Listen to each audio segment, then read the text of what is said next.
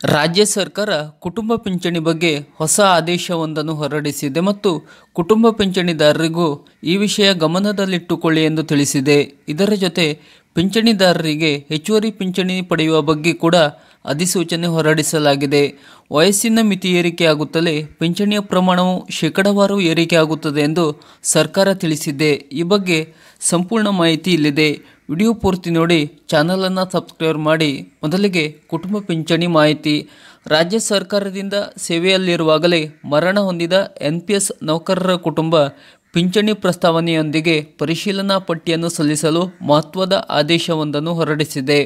ರಾಜ್ಯ ಸರ್ಕಾರ ಹೊರಡಿಸಿರುವ ಆದೇಶದ ಅನ್ವಯ ಖಜಾನೆ ಆಯುಕ್ತಾಲಯದ ಆಯುಕ್ತರು ರಾಜ್ಯದ ಎಲ್ಲ ಖಜಾನೆಯ ಪ್ರಭಾರಾಧಿಕಾರಿಗಳಿಗೆ ಪತ್ರವನ್ನು ಬರೆದಿದ್ದಾರೆ.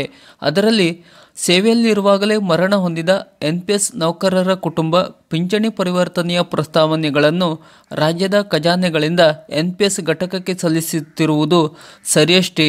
ಸದರಿ ಪ್ರಸ್ತಾವನೆಗಳಲ್ಲಿ DDIROರವರು ಅಪೂರ್ಣ ಮಾಹಿತಿ ಹಾಗೂ ಅಪೂರ್ಣ ದಾಖಲೆಗಳನ್ನು ನೀಡುತ್ತಿದ್ದು, ಅವುಗಳನ್ನು ಗಮನಿಸದ ಖಜಾನಾಧಿಕಾರಿಗಳು ನೇರವಾಗಿ NPS ಘಟಕಕ್ಕೆ ಪ್ರಸ್ತಾವನೆಗಳನ್ನು ಸಲ್ಲಿಸುತ್ತಿರುವುದು ಕಂಡುಬರುತ್ತಿದೆ. ಇದರಿಂದಾಗಿ NPS ಘಟಕದಲ್ಲಿ ಪ್ರಸ್ತಾವನೆಗಳನ್ನು ಶೀಘ್ರವಾಗಿ ಇತ್ಯರ್ಥಪಡಿಸಲು ಸಾಧ್ಯವಾಗದೆ ಪೂರಕ ದಾಖಲೆಗಳ ಕೊರತೆಯಿಂದ ಪ್ರಸ್ತಾವನೆಗಳನ್ನು ಹಿಂದಿರುಗಿಸಲಾಗುತ್ತಿದೆ ಎಂದು ತಿಳಿಸಿದೆ.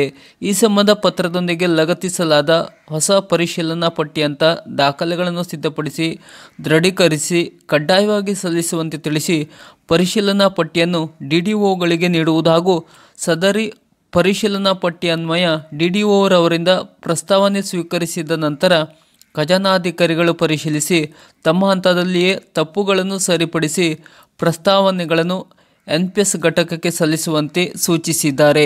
ಆರಂಭದಲ್ಲೇ ತಪ್ಪುಗಳನ್ನು ಸರಿಪಡಿಸಿ ದೃಢೀಕರಣಕ್ಕೆ ಕಳುಹಿಸಿದರೆ ಕುಟುಂಬ ಪಿಂಚಣಿ ಪಡೆಯುವವರಿಗೆ ವಿಳಂಬವಿಲ್ಲದೆ ಪಿಂಚಣಿ ಕೈ ಸೇರುತ್ತದೆ ಎಂಬುದು ಸರ್ಕಾರದ ಉದ್ದೇಶ. ಇದು ಕುಟುಂಬ ಪಿಂಚಣಿ ಹೊಸ ಆದೇಶ. ಇನ್ನು ಹೆಚ್ಚುವರಿ ಪಿಂಚಣಿ ಆದೇಶದನ್ವಯ ಈ ಬಗ್ಗೆ ಈಗಾಗಲೇ ಸಾಕಷ್ಟು ಬಾರಿ ಮಾಹಿತಿ ನೀಡಿದೆ. ಈಗ ಅಧಿಸೂಚನೆ ಅನ್ವಯ ಇನ್ನೊಮ್ಮೆ ಈ ಬಗ್ಗೆ ಮಾಹಿತಿ. ಅಧಿಸೂಚನೆ ಅನ್ವಯ ಸರ್ಕಾರ ಹೊರಡಿಸಿರುವ ಅಧಿಸೂಚನೆಯ ಪ್ರಕಾರ ಕೇಂದ್ರ ಸರ್ಕಾರ ಅನುಕಂಪ ಭತ್ಯೆ ಹೆಸರಿನಲ್ಲಿ ಹೆಚ್ಚುವರಿ ಪಿಂಚಣಿ ನೀಡಿದೆ. 80ರಿಂದ 85 ವರ್ಷ ವಯಸ್ಸಿನ ಪಿಂಚಣಿದಾರರಿಗೆ ಮೂಲ ಪಿಂಚಣಿಯಲ್ಲಿ ಶೇಕಡಾ 20% ಹೆಚ್ಚಳ ನೀಡಿದರೆ 85ರಿಂದ 90 ವರ್ಷ ವಯಸ್ಸಿನ ಪಿಂಚಣಿದಾರರಿಗೆ ಮೂಲ ಪಿಂಚಣಿಯಲ್ಲಿ ಶೇಕಡಾ 30ರಷ್ಟನ್ನು ಹೆಚ್ಚಳವಾಗಿ ನೀಡಲಾಗುತ್ತಿದೆ. 90ರಿಂದ 95 ವರ್ಷ ವಯಸ್ಸಿನ ಹಿರಿಯ ನಾಗರಿಕರು ಮೂಲ ಪಿಂಚಣಿಯಲ್ಲಿ ಶೇಕಡಾ 40ರಷ್ಟು ಹೆಚ್ಚಳ ಪಿಂಚಣಿಯನ್ನು ಪಡೆದರೆ 95ರಿಂದ 100 ವರ್ಷ ವಯಸ್ಸಿನವರು ಶೇಕಡಾ 50ರಷ್ಟು ಹೆಚ್ಚಳದ ಪಿಂಚಣಿಯನ್ನು ಪಡೆಯುತ್ತಾರೆ.